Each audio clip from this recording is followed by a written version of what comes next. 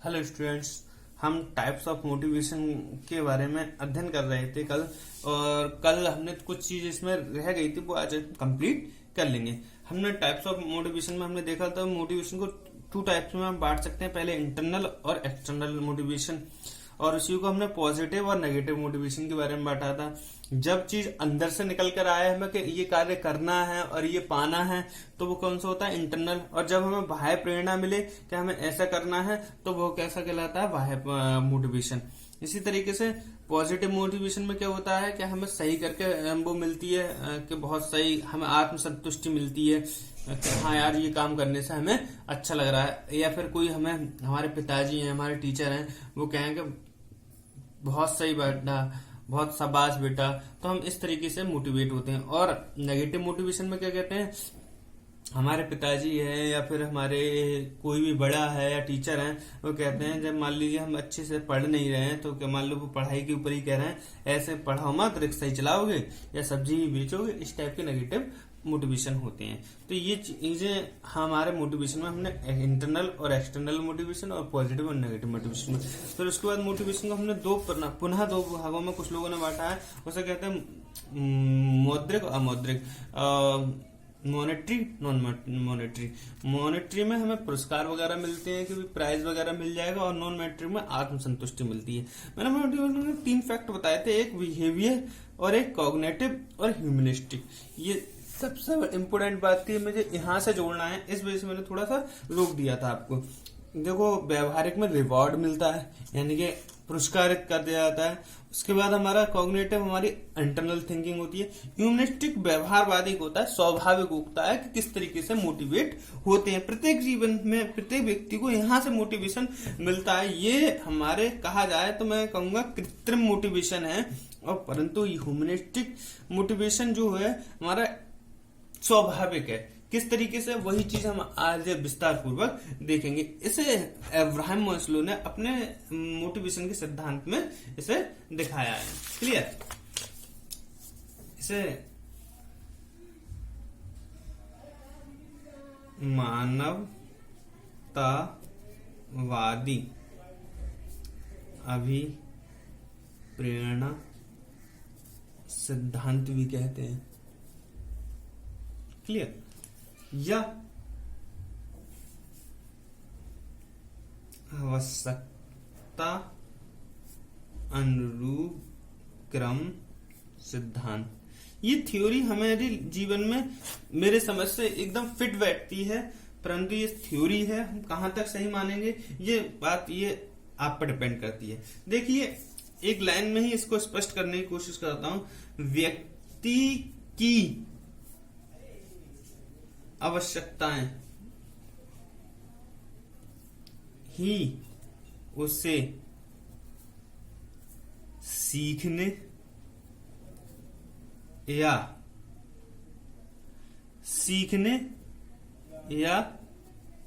कुछ पाने के लिए प्रेरित करती हैं।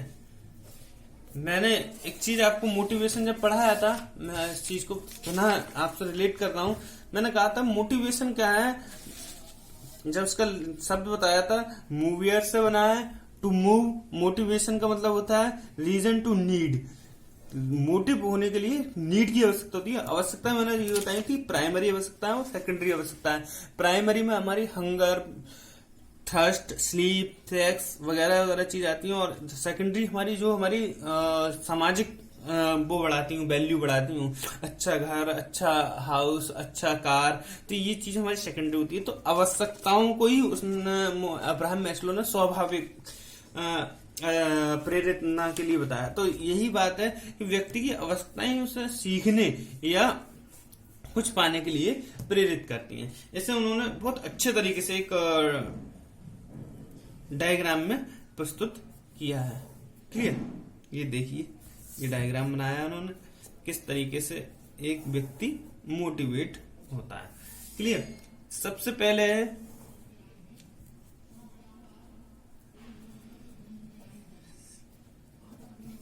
Physical need. कहने का मतलब शारीरिक आवश्यकताएं, मतलब जो आपके शरीर के लिए आवश्यकताएं, शरीर के लिए मैंने कहा है प्राइमरी नीड होती हैं, हंगर, भूख, प्यास, इसके लिए सबसे पहले आप प्रेरित होगे। आप इसको पाने के लिए कुछ भी हद तक जा सकते हो। आपको जैसे आज के कोरोना काल में एक से बढ़िया आदमी पैसे कमा रहा था बाहर, और जब वो वहां से पैदल निकला या परेशानी हुई तो वो मांग कर भी खाया उसने, तो उसकी भूख थी, तभी उसने मांगने के लिए भी प्रेरित हुआ कि भाई मैं मांग के खा लूं। एक से एक बड़ा इंसान मैंने देखा टीवी पे अच्छे कपड़े पहने हुए थे और वो मांग के खा रहे थे। उन्होंने कभी सोचा होगा कि हम मांग कर खाना खाएंगे? तो परिस्थितियां कुछ भी करा लेती हैं, आवश्यकता के अनुसार प्रेरित हो जाता है। तो दूसरा उन्होंने बताया था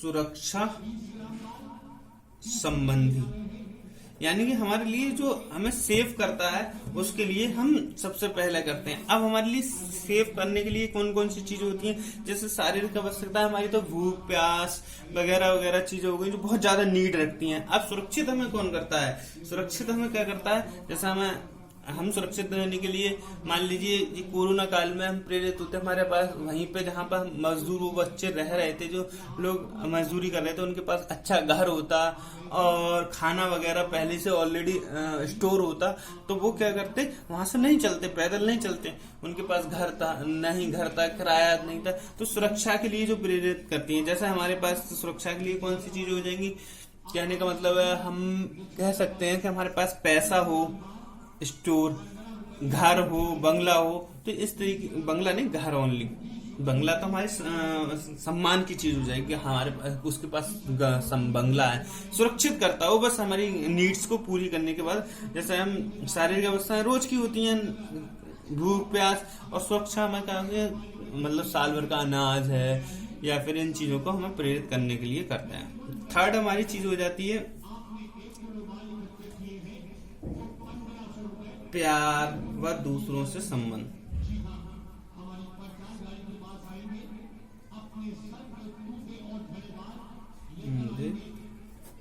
प्यार व दूसरों से संबंधित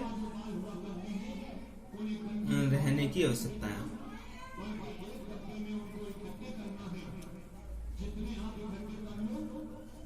क्लियर भाई, जैसे हमारे दूसरों पर डिपेंड होती है। अब हमारे पास खाने के लिए भी हो गया और घर भी हो गया, मतलब हमारी जो आवश्यकताएं थी मेन वो पूरी हुई है। अब हमें क्या चाहिए, प्यार चाहिए, दूसरों के लिए एक दूसरे से जुड़ाव चाहिए, उसके लिए जो जो आवश्यकताएं हैं वो हम पूरी करेंगे। उसके बाद थर्ड वो फोर्थ हमारा चाहिए आत्मसम्मान। अब हमें स्वयं से सम्मान चाहिए।